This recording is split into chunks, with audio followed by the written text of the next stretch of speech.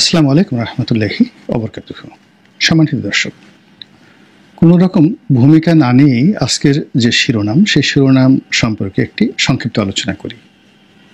অবস্থা দৃষ্টি মনে হচ্ছে যে মার্কিন যুক্তরাষ্ট্র অর্থাৎ আমেরিকা আমাদের অন্তর্বর্তীকালীন সরকারের উপর ভীষণ রকম খুশি, এবং এখানে আমেরিকার যে লবিং বা আমেরিকাপন্থী যে সমস্ত লোকজন রয়েছেন, তারা যেভাবে এই সরকারের আমলে শক্তিমত্তা প্রদর্শন করছেন এবং সরকারের ভিতরে উপদেষ্টা রূপে যে কয়জন লোক এই মুহূর্তে মূলত সরকারকে পরিচালনা করছেন, তারা মোরাললেস সবাই পশ্চিমা ধারায় শিক্ষিত, পশ্চিমা দেশগুলোতে ছিলেন এবং বিভিন্ন কারণে আমেরিকার সঙ্গে তাদের সম্পর্ক খুবই ভালো। আপনি যদি জনাব খলিলুর রহমানের কথা চিন্তা করেন, যিনি এখন সবচেয়ে গুরুত্বপূর্ণ ব্যক্তি, মানে নিরাপত্তা বিষয়ক উপদেষ্টা, ভারতের যে অজিত দোভাল, ঠিক একই ক্যাটাগরিতে তাকে বাংলাদেশে নিয়োগ দেওয়া হয়েছে। শোনা যাচ্ছে তিনি মার্কিন নাগরিক এবং আমেরিকার পছন্দের কারণেই তাকে এখানে মনোনয়ন দেওয়া হয়েছে। এরপর যদি আপনি আরেকজন উপদেষ্টা রয়েছেন মিস্টার লুৎফে সিদ্দিকী, বিশেষ সহকারী, কিন্তু খুবই ক্ষমতা সম্পন্ন একজন মানুষ, সব ব্যাপারেই ডক্টর মোহাম্মদ ইউনূসকে সহযোগিতা করছেন। তারপর বিডার চেয়ারম্যানের কথা যদি চিন্তা করেন, তার যে ব্যাংকিং পেশা, কিংবা সিঙ্গাপুরে তিনি যেখানে ছিলেন মন্টেল ন্যাশনালে, ওখানে তার যে কৃষ্টি এবং কালচার প্রায় পুরোটাই পশ্চিমা ধাঁচের। তো এরকম আসলে যদি সবার কথা বলি, আর অনেকের কথা, আপনি ধরুন সৈয়দা রেজনা হাসান কিংবা শুভ্র সাহেব যিনি রয়েছেন, তারা সবাই মার্কিন যুক্তরাষ্ট্রের সঙ্গে তাদের যে দীর্ঘদিনের সম্পর্ক, এটা আমরা সবাই জানি। আর ডক্টর মোহাম্মদ ইউনূস, মানে কি বলবো, আমেরিকার সঙ্গে তার যে বন্ধুত্ব, তার যে সম্পর্ক, বিশেষ করে বাইডেন প্রশাসনের সঙ্গে, এটা তো কেবল বাংলাদেশে নয়, সারা দুনিয়াতে মশহুর। তো যে জিনিসটি আমরা কল্পনা করেছিলাম, আশঙ্কা করেছিলাম, এটা আমাদের নির্বুদ্ধিতার কারণে, সেটি হলো মিস্টার ডোনাল্ড ট্রাম্প, তিনি যদি ক্ষমতায় আসেন তাহলে ডক্টর মোহাম্মদ ইউনূসের সর্বনাশ ঘটবে, নরেন্দ্র মোদীর ক্ষমতা বাড়বে এবং শেখ হাসিনার কপাল খুলবে। কারণটা হলো, আমরা মিস্টার ডোনাল্ড ট্রাম্পকে বাংলাদেশে যেমন শেখ হাসিনা, বেগম খালেদা জিয়ার যে রাজনীতি, সেরকম তাকে মনে করেছিলাম যে তার আচার আচরণ, চালচলন, কথাবার্তা আসলে এই দুজনের মতোই হবে। দ্বিতীয়ত, ওখানে যে ডেমোক্র্যাট এবং রিপাবলিকান যে দুটো পার্টি রয়েছে, তাদেরকে আমরা মনে করেছিলাম আওয়ামী লীগ, বিএনপি, জামাতের মতোই এরকম একটি রাজনৈতিক রেশারেশি তাদের মধ্যে রয়েছে। 3 নম্বর হলো যে সেখানে মার্কিন প্রেসিডেন্ট যিনি হচ্ছেন, ঐতিহ্যগতভাবে আমরা আমাদের দেশের প্রধানমন্ত্রীর যে সর্বময় কর্তৃত্ব রয়েছে, ঠিক তাকে সেরকমই মনে করেছিলাম যে তিনি যা ইচ্ছে তাই করতে পারেন। কিন্তু বাস্তবতা হলো যে মার্কিন যুক্তরাষ্ট্র একটা সিস্টেমে চলে, একটা নিয়ম নীতিতে চলে। যেমন ধরুন, সেই যে 1950-এর যে দশক, সেই সময়টাতে তারা একটা বার্মা অ্যাক্ট তৈরি করেছিল। তাহলে এখন যদি 2025 ধরেন, 75 বছর হয়ে গেছে, কিন্তু সেই বার্মা অ্যাক্টটিকে বাস্তবায়ন করার জন্য তারা হয়তো আরও 75 বছর অপেক্ষা করবে, এবং তারা সুচিকে নোবেল পুরস্কার দেওয়া, তাকে রাষ্ট্র ক্ষমতায় বসানো, আবার সুচির পরাজয়, এত কিছুর পরেও তারা পিছে হটেনি। এরপর রোহিঙ্গা সমস্যার সৃষ্টি, আরাকান আর্মির সৃষ্টি, এরপর বাংলাদেশে রোহিঙ্গাদেরকে পুশ ইন করা, তারপর এখানে একটা রোহিঙ্গা ক্রাইসিস সৃষ্টি করা, সেখানে জাতিসংঘকে ইনভলভ করা, এবং এই ওসিলায় বাংলাদেশে একটা করিডর তৈরি করা, এই সবই আসলে বার্মা অ্যাক্টের অন্তর্ভুক্ত, যেটি তারা আজ থেকে 75 বছর আগে তৈরি করেছে। এর অর্থ হলো যে তারা যে পরিকল্পনাটা গ্রহণ করে কোন একটা দেশ সম্পর্কে, কোন একটা অঞ্চল সম্পর্কে, ওই জায়গা থেকে তারা পিছিয়ে আসে না। 1। 2 নম্বর হলো মার্কিন যে ফেডারেল সিস্টেম রয়েছে, সেখানে একজন যিনি রাষ্ট্রপতি, তার খুব অল্প ক্ষমতা রয়েছে দেশের অভ্যন্তরীণ বিষয়ে নাক গলানোর। এর কারণ হলো এখানে স্থানীয় সরকার খুবই শক্তিশালী।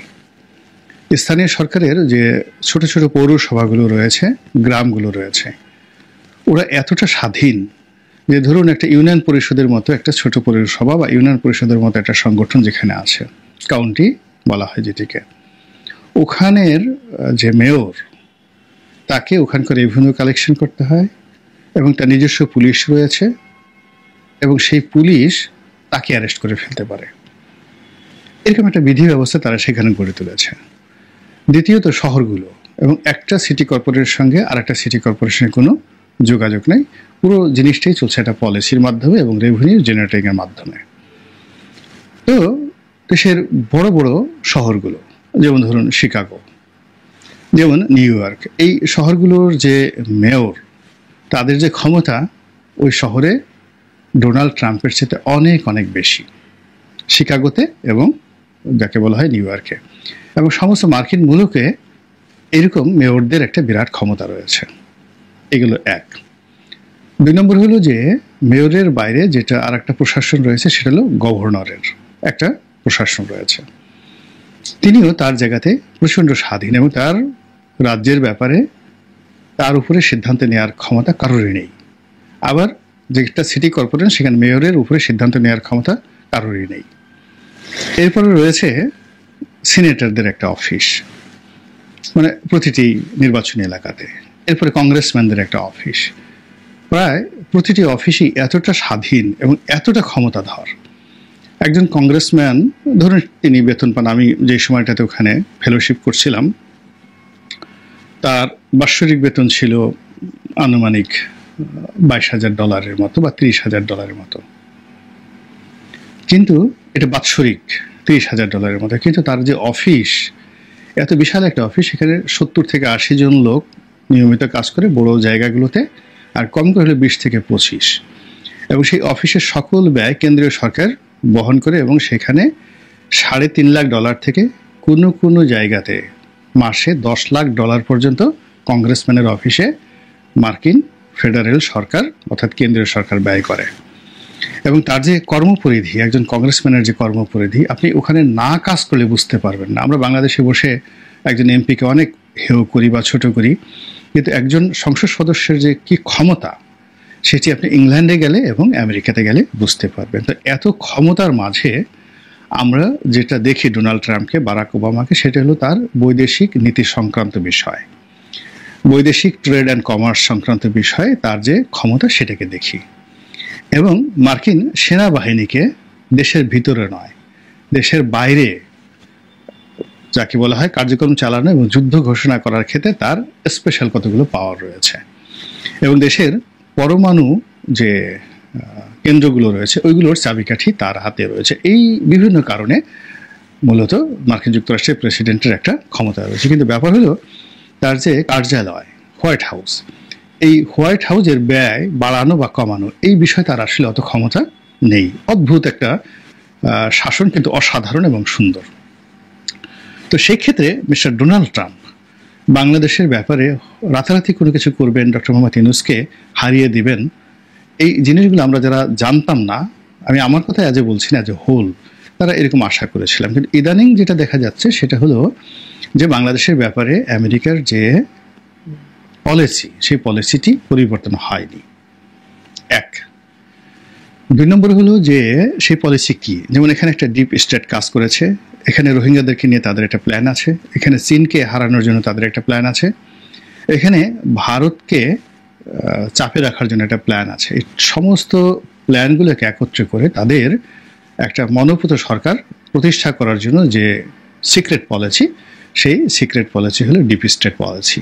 এটি নিয়ে আমরা ইতিমধ্যে আলোচনা করেছি, সেটা থেকে তারা এক সুতো নড়েনি। অর্থাৎ বাইডেন প্রশাসন যে কাজটা চালিয়ে আসছিলেন তার মেয়াদকালীন সময়, ঠিক একই জিনিস এখনো চলছে।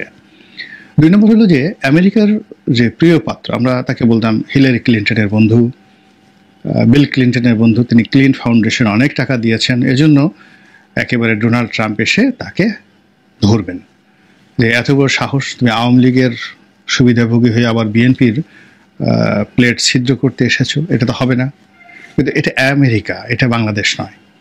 ফলে কি হলো, মিস্টার ডক্টর মোহাম্মদ ইউনূস তিনি আমেরিকান প্রশাসনের সঙ্গে, আমেরিকার বিভাগ অন্য বিভাগের সঙ্গে যে সম্পর্কটি গড়ে তুলেছেন সেই সম্পর্কের চূড়ান্ত পর্যায়ে যদিও ক্লিন্টন, ওবামা